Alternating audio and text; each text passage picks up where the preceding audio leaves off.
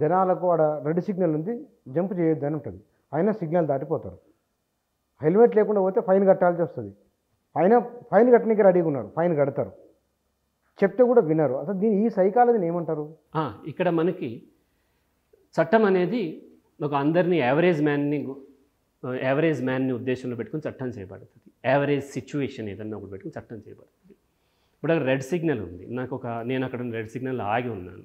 ఆగి ఉన్నప్పుడు వెనక నుంచి ఒక లారీ చాలా హెవీ వెయిట్తో వస్తూ ఉంది, జోష్లో ఉన్నాడు, హారన్ కొడుతూ ఉన్నాడు. అతను అర్జెంటుగా వెళ్ళిపోవాలి, తాగున్నాడు ఏదో డ్రైవర్ కొడుతూ ఉన్నప్పుడు నేను ఆ రెడ్ కలర్ మీద అలాగే ఆగిపోయి ఉంటే వెనక నుంచి గుద్ది వెళ్ళిపోతాడు. వెళ్ళిపోయిన తలబద్దలై చనిపోయిన తర్వాత చట్టం నా ప్రాణం తీసుకురాదు. కాబట్టి చట్టం యొక్క పరిధి మనం అర్థం చేసుకోవాలి. చట్టం ఏం చేస్తుంది అని అంటే ఎవరన్నా క్రైమ్ చేస్తే అతనికి శిక్ష పడేలాగా చేస్తుంది, కానీ ఆ యాక్సిడెంట్ని కానీ ఆ క్రైమ్ని కానీ రద్దు చేయలేదు. కాబట్టి చట్టాన్ని అవసరాన్ని బట్టి అతిక్రమించేటువంటి హక్కు చట్టమే ఇస్తుంది. రాజ్యాంగాన్ని ఎదిరించేటువంటి హక్కు రాజ్యాంగమే ఇచ్చింది.